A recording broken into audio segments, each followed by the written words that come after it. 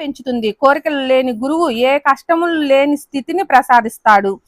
మాయాతీతమైన పరతత్వాన్ని ప్రసాదించే గురువుకు మాయ ప్రదర్శనమైన విశ్వంలోని సంపత్తినంతా ఇచ్చి గురువు రుణాన్ని తీర్చుకోవాలనుకుంటే అది తీరుతుందా?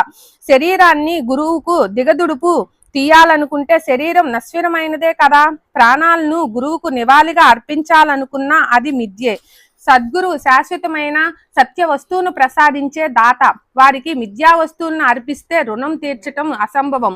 అందువలన అనన్య శ్రద్ధ పూర్వకంగా సాష్టాంగ దండ ప్రణామాలను అర్పించి వారి ఉపకారాలను స్మరించుకుంటూ సద్గురు చరణాలకు శిరస్సుతో వందనం చేయండి.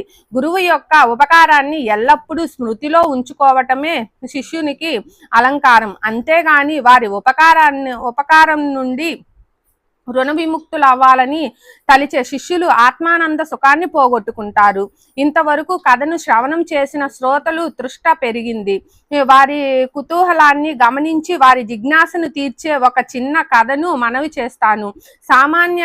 సామాన్య సంసారుల వలె సాధువులు కూడా బంధువుల ఎడ ప్రేమను చూపుతారు. లేదా లౌకికి వ్యవహారాలలో తాము ఎంత దక్షతగా ప్రవర్తిస్తారో ఆ మర్మాన్ని తెలియచేస్తారు.